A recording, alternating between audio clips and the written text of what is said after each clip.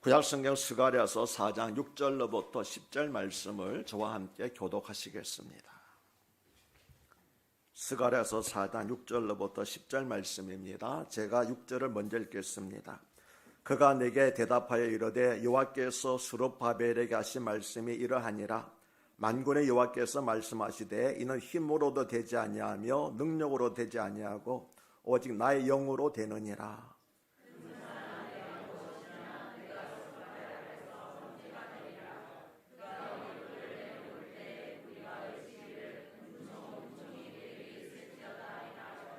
여호와의 말씀이 또 내게 임하여 이르시되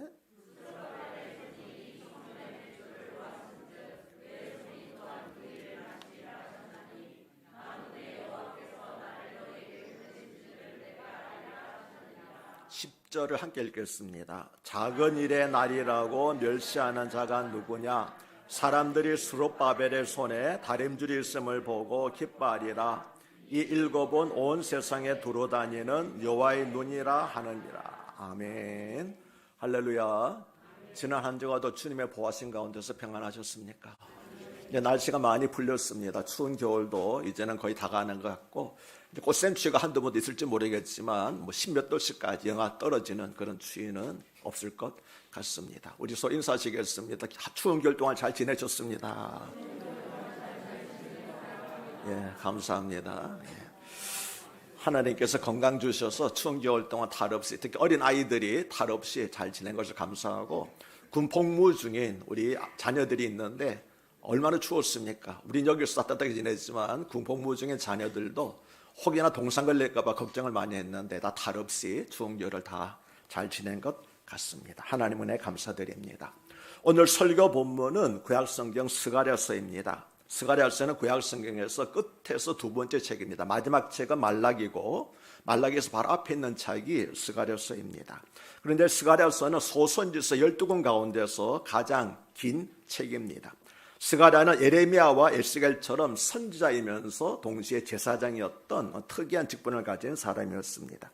그는 바벨론에서 태어났습니다. 그리고 이스라엘 백성이 주전 538년 총독 스룹바벨과 대제사장 여호수아의 인도로 귀환할 때 함께 귀환했습니다.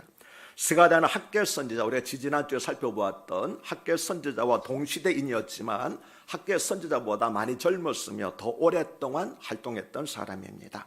스가랴는 5만 명의 유대인들이 그들의 성읍과 성전 예배를 재건하기 위하여 팔레스틴으로 돌아온 어려운 시대에 학계와 더불어서 사역했던 선지자입니다.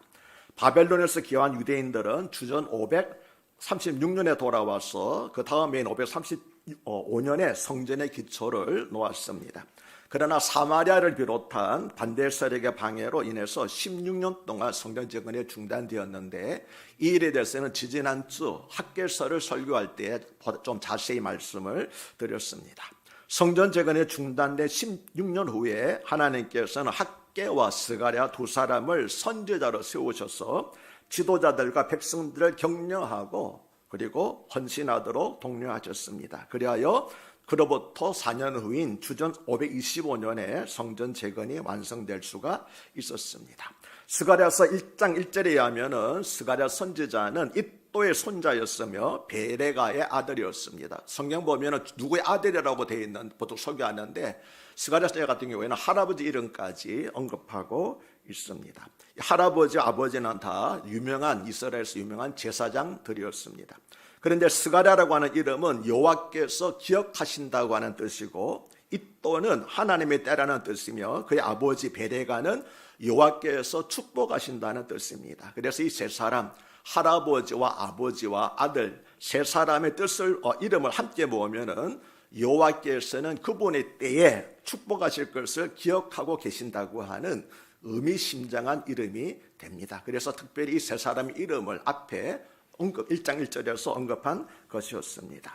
그런데 예수님께서는 마태복음 23장 35절에서 그러므로 의인 아벨의 피로부터 성전과 제단 사이에서 너희가 죽인 바라가의 아들 사가랴의 피까지 땅 위에서 흘린 의로운 피가 다 너희에게 돌아가리라고 말씀을 하셨습니다. 예수님 당시에 바리새인과 제사장들을 책망하시면서 이 말씀을 하셨는데, 여기서 바라가는 베레가의 신약적 표현입니다. 그러니까 스가랴 선지자 아버지 베레가를 여기서는 바라라고 이야기했고, 사가랴는 역시 스가랴 선지자의 스가랴의 신약적 헬라적 표현이 되겠습니다. 그러므로 예수님의 말씀에 따르면은 스가랴는 성전에서 죽임을 당했는데 아마도 성전 재건을 방해하려는 적대 사력들로부터 암살을 당한 것 같습니다. 그러나 하나님께서는 그가 흘린 피를 기억해 주셨습니다. 그래서 순교한 의인의 반열에 올려주신 것이었습니다. 뭐라고 말합니까? 아벨로부터 스가랴까지 이렇게 하나님께서는 특별히 스가랴를 주님께서는 말씀을 하셨습니다. 바울은 고린도전서 15장 58절에서 그러므로 내 사랑하는 형제들아 견실하며 흔들리지 말고 항상 주일에도 힘쓰는 자들이 되라. 이는 너희 수고가 주 안에서 헛되지 않은 줄을 알미라고 말씀을 하셨습니다. 우리가 행한 모든 일들은, 선한 일들은 우리 하나님께서 다 기억하고 계십니다. 아멘이십니까? 스가랴가 한 일만 기억하실 것이 아니라 우리들이 행한 일들도 하나님께서 다 기억해 주십니다. 그래서 우리가 주 안에서 행한 모든 수고는 하나도 헛되지 아니할 줄로 믿습니다. 하나님의 때가 되면은 하나님께서 기억하시고 축복해 주실 줄로 믿습니다. 스가랴서는 구약 성경 중에서 가장 메시아적이고 가장 묵시적이며 가장 종말론적인 책으로 알려지고 있습니다. 스가랴서에는 메시아 사상에 강조된 까닭에 신약 성경의 저자들이 가장 많이, 이사야서 다음으로 가장 많이 인용한 책인데, 특별히 우리가 41회나 인용이 되었습니다. 대표적으로 예를 들면 우리가 종료주일마다 읽는 말씀이 있지요. 마태복음 21장 4절 5절인데 이는 선지자를 통하여 하신 말씀을 이루려 하심이라. 일러스되 시온 딸에게 이르기를 내 왕이 내게 임하나니 그는 겸손하여 낙이 곧 멍에 매는 짐승의 새끼를 탓도다 하였느니라 하는 말씀을 우리가 매년 해마다 종료주일에만 이 말씀을 읽지 않습니까? 근데 여기서 선지자라 하신 말씀이 바로 스가랴 선지자가 한 예언을 가리키는 겁니다. 스가랴서 9장 9절 보면 시온에 따라 크게 기뻐할지어다 예루살렘에 따라 즐거이 부를지어다 보라 내 왕이 내게 임하시나니 그는 공의로우시며 구원을 베푸시며 겸손하여서 나귀를 타시나니 나귀의 작은 것 곧 나귀 새끼니라는 말씀, 이 말씀을 인용한 것이 마태복음 21장 4절과 5절 말씀입니다. 이스라엘의 백성들이 포로 생활을 마치고 고국으로 돌아왔습니다. 이들이 바벨론에서 포로 생활하고 있을 때 이들에게는 피 맺힌 한이 있었습니다. 그것은 하나님의 성전을 재건하고 거기에서 다시 하나님 앞에서 예배를 드리게 되는 것, 그들이 피 맺힌 한이고 간절한 소원이었습니다. 그래서 이들은 고향에 돌아오자마자 성전 복구 작업을 시작을 했습니다. 포로로 끌려갔던 이스라엘 백성들 가운데서 일부만 돌아왔는데 그들은 성전을 재건하기로 작정한 사람, 헌신하는 사람들만 돌아왔고 대부분의 사람들은 살기 전 바벨론에 그냥 남아 있더랬습니다. 그러나 우리가 학계에서 살펴본 바와 같이 사마리아인들을 비롯한 주변 민족들의 방해로 인하여서 16년 동안 성전 재건이 중단되었습니다. 자신의 백성들의 성전 재건에 대한 열망과 주님을 향한 뜨거운 열정도 식어졌고 개인의 안락을 추구하는 평범한 삶에 빠져버리고 말았습니다. 바로 이때에 너희는 너희 집을 꾸미는 데는 전념하면서 성전을 재건하고 우리 하나님의 사역을 부흥시키는 일에 대해서는 관심이 없느냐 하고 부르짖으면서 등장한 선지자가 누구였습니까? 바로 학개였습니다. 그리고 학개 선지자가 등장하여 성전 건축을 다시 시작하라고 외치기 시작한 2달 후에 학개 선지자와 똑같은 역사적 사명을 띠고 등장한 선지자가 바로 스가랴였습니다. 그러므로 학개와 스가랴는 동시에 같은 시대에 같은 대상, 같은 민족을 향하여서 주의 메시지를 전달한 것이었습니다. 성전 재건이 대단히 중요하기 때문에 두 사람의 선지를 세워서 똑같은 메시지를 전하게 한 것이었습니다. 그런데 학개 선지자는 학개서에 기록된 내용을 전달한 후에는 별다른 활동의 흔적이 보이지 않습니다. 그러나 우리는 학개 선지자가, 그러므로 우리는 학개 선지자가 불을 당긴 사람, 다시 말해 이스라엘 백성들의 재건에 불을 당긴 사람이라면 스가랴는 그 바톤을 이어받아서 성전 건축을 완료할 뿐만 아니라 그 이유를 담당한 선지자라고 말할 수가 있겠습니다. 같은 시대에 같은 목적을 가지고 활동한 두 사람의 선지자는 여러 면에서 대조를 이루고 있습니다. 첫째로는 두 사람의 나이가 달랐습니다. 학개 선지자는 나이가 연로한 노인이었습니다. 그는 포로로 잡혀가기 전에 솔로몬 성전을 보았던 사람으로 추측하고 있습니다. 그러니까 그의 나이는 어림잡아도 80세 이상은 되었을 것입니다. 그러나 스가랴 선지자는 바벨론에 끌려가서 그 부모들이 바벨론에서 나온 사람입니다. 그래서 그는 포로 시대 이후에 젊은 세대였습니다. 이처럼 하나님께서는 하나님의 역사를 이루시기 위하여 예비된 시대의 일꾼들을 사용하시는데 오늘 말씀 보니까 노인과 젊은이를 동시에 사용을 하셨습니다. 이것은 오늘날에도 동일하게 적용이 됩니다. 교회는 경험이 많은 연로한 분들과 패기 있는 젊은 사람들이 조화를 이룰 때 성장하고 부흥할 수 있게 되는 것입니다. 두 번째로는 두 사람의 스타일이 달랐습니다. 학개서의 내용은 노인답게 대체로 책망하고 꾸중하는 내용으로 되어 있습니다. 우리가 중대한 과제를 앞에 두고 있는데 이 과제를 망각하고 개인적인 안일한 삶에 빠져 있는 것은 어쩌미냐, 이런 식으로 대체적으로 전체의 흐름이 학개서는 꾸중하는 책망하는 내용으로 되어 있습니다. 그러나 스가랴서는 책망보다는 격려와 소망을 제시하고 있습니다. 말하자면 우리가 이 일을 완성해야 합니다. 하나님께서 우리를 위해서 좋은 일을 준비하셨습니다. 영광스러운 일이 우리 앞에서 기다리고 있으며 주님께서 우리를 도와주실 것입니다라고 그는 이렇게 격려하고 하는 그런 메시지를 주로 전했습니다. 이것은 마치 전임자와 후임자의 목회 원칙을 제시하는 것 같습니다. 세 번째로는 두 사람의 표현이 달랐습니다. 학개서의 내용을 보면 대체적으로 평범하다는 인상을 받습니다. 어려운 말이 없습니다. 한상도 없습니다. 그에 비해 스가랴서는 완벽한 시의 구조를 가지고 있으며 많은 환상이 나타나고 있습니다. 그래서 학자들은 학개 선지자는 서민 스타일의 목소리를 내면 스가랴 선지자는 완숙한 시인의 목소리를 내고 있다고 평가하고 있습니다. 네 번째로는 관심을 둔 성전의 유형이 달랐습니다.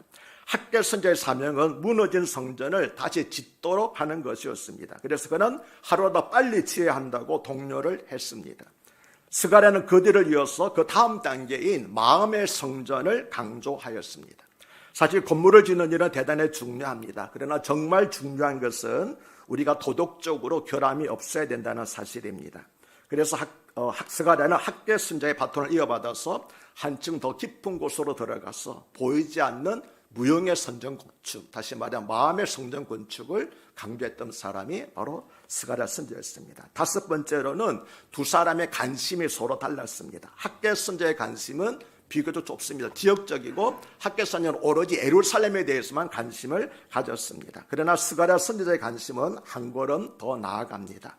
그는 관심의 범위를 예루살렘에 제한시키지 않고 우주적인 하나님의 계획과 비전에 대해서 관심을 가졌습니다. 그는 당시가 아니라 수세기 후를 내다보았으며 예루살렘의 장래를 보았고 장차 예루살렘 왕 메시아가 오실 것을 내다보았습니다. 이처럼 두 선지자는 여러 가지 점에서 서로 달랐습니다. 그러면서도 두 선지자는 서로 조화를 이루었습니다.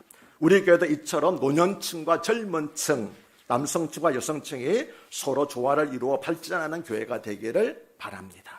오늘 설교 본문의 스가랴서 4장은 스가랴 선지자가 본 모두 8개의 환상 가운데서 5번째 환상입니다. 스가랴가 순금 등잔대와 두 감람나무 환상을 보았는데 그 내용을 알지 못해서 천사에게 물었더니 그 천사가 그 내용을 설명해 주는 것이 바로 4장의 내용입니다. 우리 1절에서 5절 읽어보겠습니다. 1절에서 5절 박찬호 집사님 좀 띄워주세요. 1절에서 5절.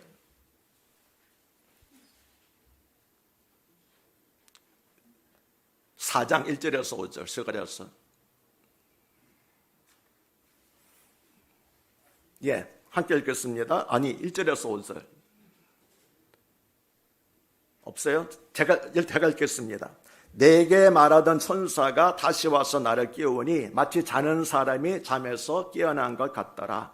그가 내게 묻되 내가 무엇을 보느냐? 내가 대답하되 내가 보니 순금 등잔대가 있는데 그 위에는 기름그릇이 있고 또 그 기름그릇 위에 7 등잔이 있으며 그 기름그릇 위에 있는 등잔을 위해서 7 간이 있고 그 등잔대 곁에 두 감람나무가 있는데 하나는 그 기름그릇 오른쪽에 있고 하나는 그 왼쪽에 있나이다 하고 내게 말하는 천사에게 물어 이르되 내 주여 이것들이 무엇이니까 하니 내게 말하는 천사가 대답해 이르되 내가 이것들이 무엇인지 알지 못하느냐 하므로 내가 대답하되 내 주여 내가 알지 못하나이다 하니.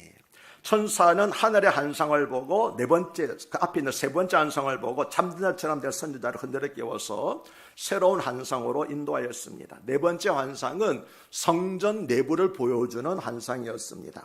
스가랴가 본 순금 등잔대는 7개의 가지가 뻗어는 형태로서 성소에 있는 등잔대와 비슷했지만 성소의 것보다 더 복잡하고 큰 등대였습니다.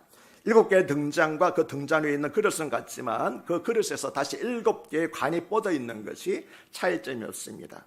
그리고 무엇보다도 이 등대 좌우편으로 두 감람나무가 서 있는 것이 스가랴 선지자에게는 생소한 모습이었기 때문에 그래서 그는 이 환상의 뜻이 무엇입니까라고 선지자에게 물었던 것입니다. 그때 선지자가 하는 대답이 바로 오늘 본문이 되겠습니다. 6절부터 10절 읽겠습니다. 그가 내게 대답하여 이르되 여호와께서 스룹바벨에게 하신 말씀이 이러하니라. 만군의 여호와께서 말씀하시되 이는 힘으로 되지 아니하며 능력으로 되지 아니하고 오직 나의 영으로 되느니라. 큰 산아 내가 무엇이냐? 내가 스룹바벨 앞에서 평지가 되리라. 그가 머릿돌을 내놓을 때에 무리가 외치기를 은총이 그에게 있을지어다 하리라 하셨고 여호와의 말씀이 또 내게 임하여 이르시되 스룹바벨의 손이 이 성전의 기초를 놓았은즉 그의 손이 또한 그 일을 마치리라 하셨나니 만군의 여호와께서 나를 너에게 보내신 줄을 내가 알리라 하셨느니라. 만군의 여호와께서 작은 일의 일이라고 멸시하는 자가 누구냐? 사람들이 스룹바벨의 손에 다림줄이 있음을 보고 기뻐하리라. 아멘. 방금 읽은 말씀은 하나님께서 스가랴 선지자를 통해서 스룹바벨 총독 스룹바벨에게 주신 말씀입니다. 바벨론에서 돌아온 이들의 성전 재건의 총책임을 맡았던 총독 스룹바벨은 지난 16년 동안이나 성전 재건에 방치되어 있었고 또 많은 반대에 부딪혀 과도한 중압감과 함께 깊은 낙심에 처해 있었을 것입니다. 그래서 하나님께서는 바로 이 말씀을 통하여서 총독 스룹바벨을 격려하신 것이었습니다. 그런데 6절에 이는 힘으로 되지 아니하며 능력으로 되지 아니하라는 말씀에서 힘과 능력은 모든 인간적인 자원들을 가리킵니다. 그리고 큰 산은 스룹바벨 앞에 놓여 있는 인간적으로는 감당할 수 없는 큰 장애물들을 가리켜 말합니다. 따라서 만일 스룹바벨의 그런 인간적인 자원들을 계산하여 성전 재건을 하려고 한다면은 그는 자신을 짓누르고 있는 중압감에서 해방될 수가 없고 결코 성전 재건을 이룰 수가 없다는 것입니다. 성전 재건이라는 하나님의 일은 오직 성령의 능력으로서만, 다시 말하면 하나님만이 하실 수 있는 일이라는 것이지요. 그러므로 하나님께 모든 것을 맡길 때 큰 산, 즉 스룹바벨 스스로는 감당할 수 없는 어려운 모든 난제들이 스룹바벨 앞에서 평지처럼 낮아지게 된다는 것입니다. 그런데 이 말씀은 하나님께서 스룹바벨에게만 하시는 말씀이 아닙니다. 모든 성경에 그렇듯이 이 말씀은 그 당시에 그 사람이 되는 것이 아니라 그 이후에 우리들에게 주시는 말씀이기도 합니다. 이 말씀은 하나님의 일을 하다가 좌절하고 낙심해 있는 모든 사람에게 주시는 말씀입니다. 또 인간적인 생각과 자원을 동원하여 무엇을 이루어보려고 하는 모든 사람에게 주시는 말씀이기도 합니다. 사랑하는 여러분은 어떤 일을 하다가 낙심하고 좌절해 있습니까? 여러분 앞에 놓여있는 큰 산은 무엇입니까? 그리고 사랑하는 여러분의 자녀가 힘들어하는 것은 무엇입니까? 내 힘으로 해결할 수 없고 부모로서도 도와줄 수 없는 큰 문제가 무엇입니까? 이 시간 믿음으로 선포하시길 바랍니다. 큰 산아 내 앞에서 평지가 되리라. 신약성경 히브리서 11장 1절은 믿음은 바라는 것들의 실상이요 보이지 않는 것들의 증거라고 말씀합니다. 성경에 말씀하는 믿음은 우리가 주님 안에서 바라고 확신하는 것을 담대하게 선포하는 것이 성경에 말하는 믿음입니다.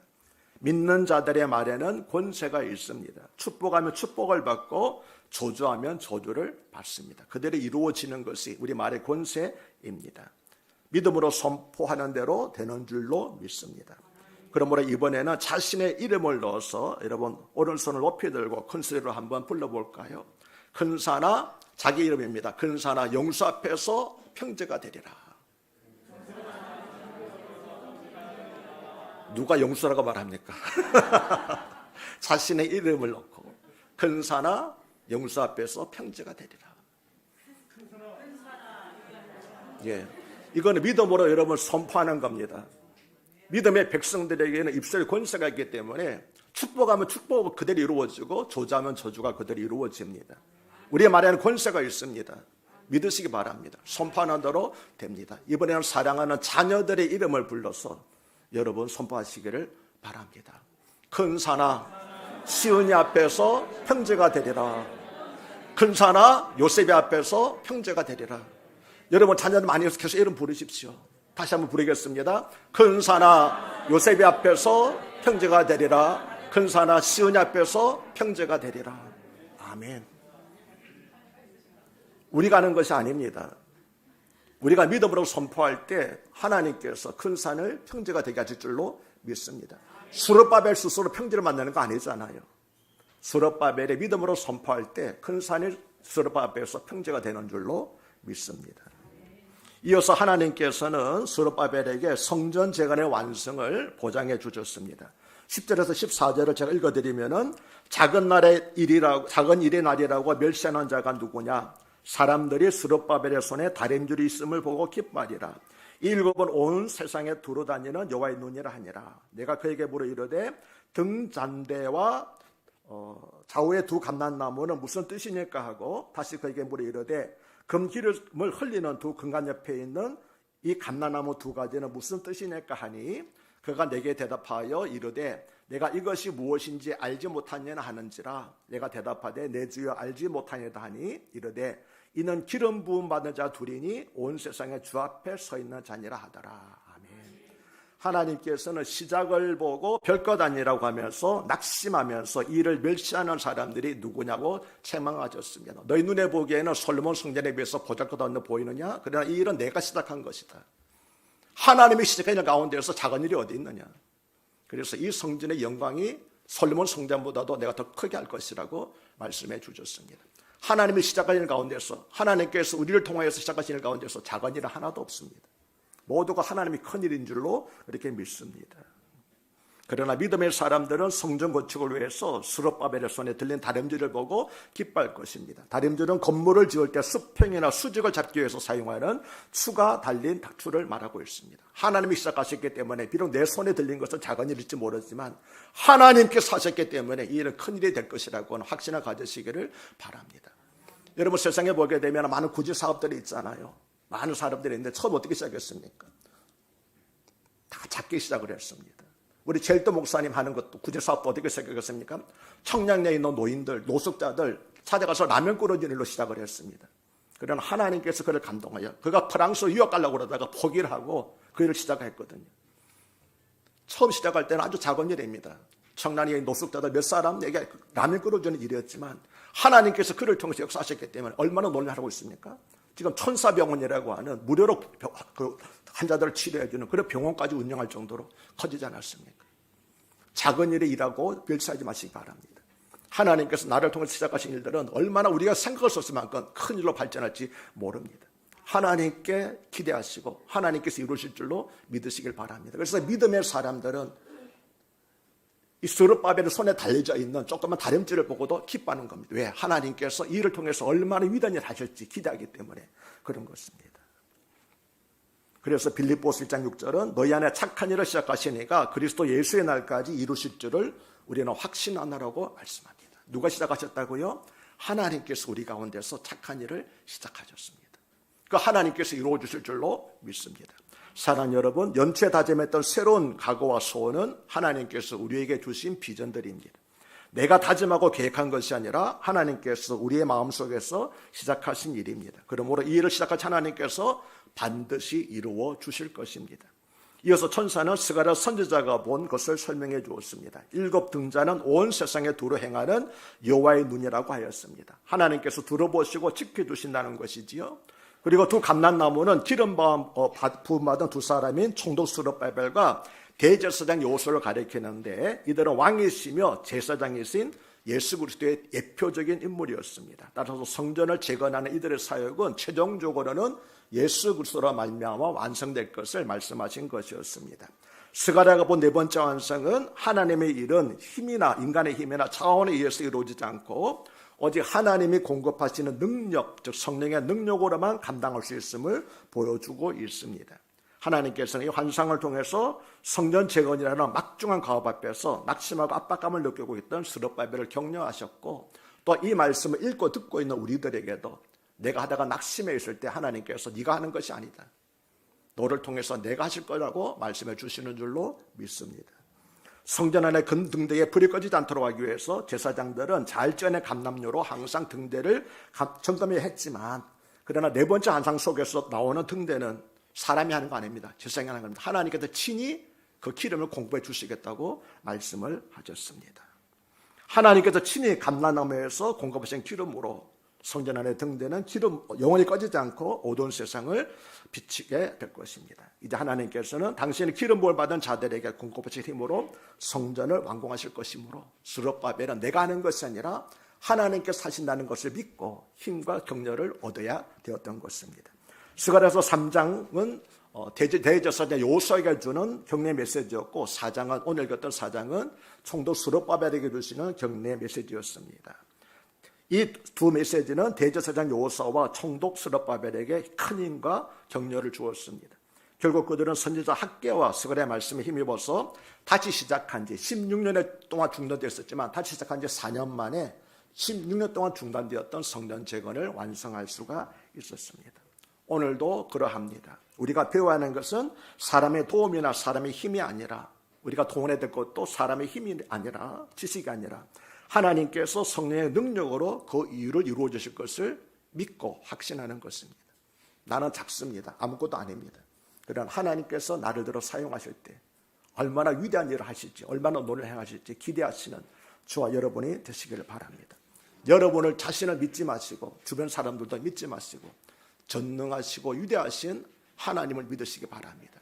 그 하나님께서 우리 가운데서 착한 일을 시작하셨습니다. 우리 가운데 착한 일을 시작한 하나님께서 완성해 주실 줄로 믿습니다. 기도합니다. 하나님 아버지, 하나님의 일하심과 하나님의 능력을 의지하는 믿음을 저에게 주시옵소서. 내 힘으로 무엇인가 해보려다가 얼마나 많은 순간 좌절하고 낙심하였는지 주님께서 다 알고 계십니다. 저에게 믿음을 더하여 주셔서 성령 하나님의 동행하심을 믿고 우리의 소소한 일상에서부터 작은 순종을 할 수 있는 저희가 되게 하여 주시옵소서. 우리 앞을 가로막고 있는 큰 산이 믿는 자들 앞에서 평지가 되게 하여 주시옵소서. 그리하여 주실 줄로 믿으면서 예수님 이름으로 기도합나이다. 아멘. 감사합니다.